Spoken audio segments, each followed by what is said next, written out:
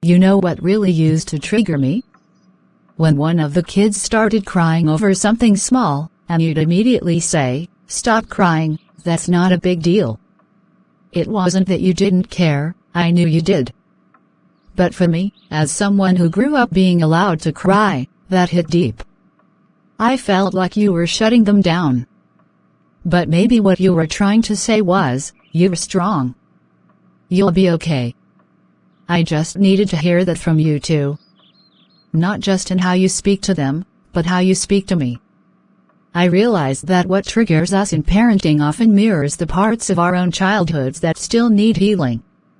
So now, instead of reacting, I try to reflect. I ask myself, what am I really responding to my child's behavior, or my own past? And more importantly, how can I invite you into that reflection, so we don't walk alone in this journey?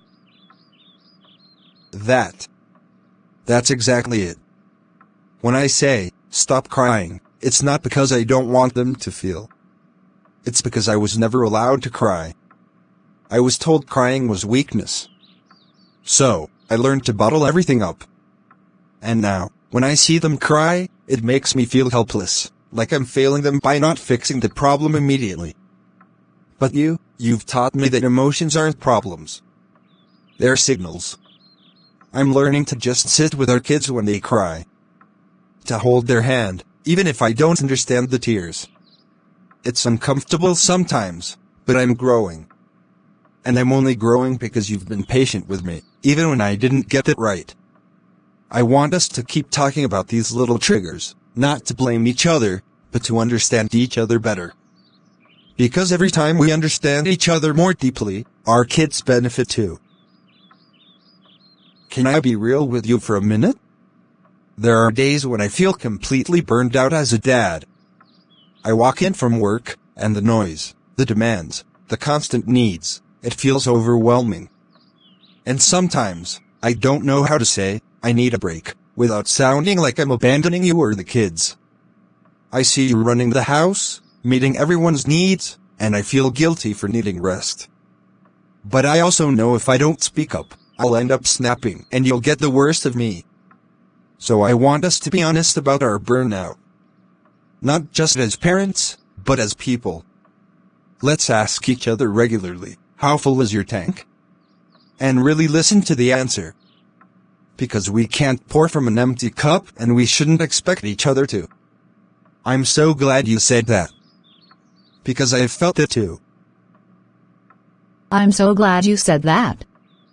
Because I've felt it too.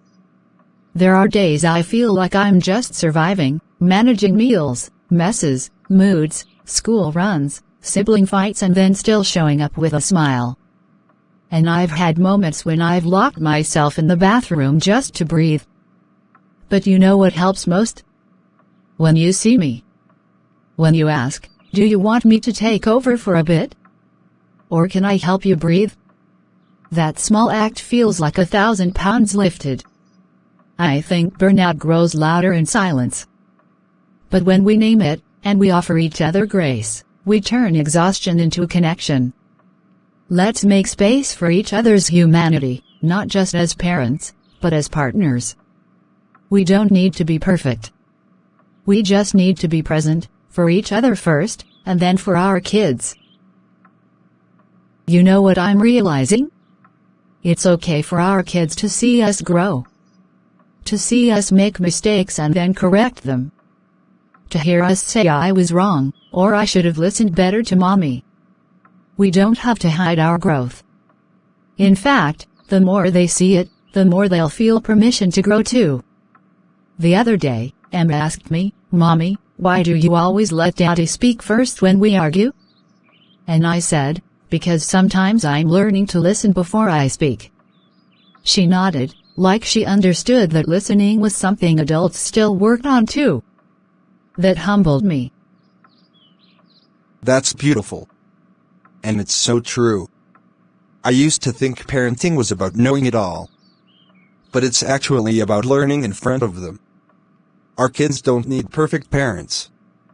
They need honest ones. They need to see that Daddy doesn't always get it right, but he says sorry when he doesn't. They need to see that mommy can be overwhelmed, but she finds strength in asking for help. Growth is the best legacy we can leave them. Not just clean homes or good grades or bedtime routines, but the ability to evolve, to love better, to lead with humility. If they learn that from us, we've done something right. So today, I want to recommit to us, to our parenting journey, to the messy, sacred, stretching work of raising good humans together. I won't always get it right, but I'll always show up. I'll listen more than I lecture. I'll connect before I correct. And I'll trust that your style isn't a threat to mine, but a gift I've been given to round out the parts I lack. We are better together. And I'm grateful I get to do this with you. And I recommit to believing the best about you. To leaning into the moments that feel hard, not walking away from them. To seeing your heart before I judge your methods. To respecting your leadership, even when my emotions feel loud. We are writing a legacy, one day at a time. And I believe, deep in my soul, that our children will rise with strength and kindness because of what we're building together. I love you.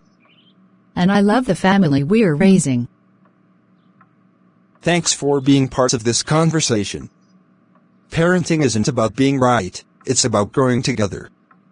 Let us know in the comments, how do you and your partner handle parenting differences?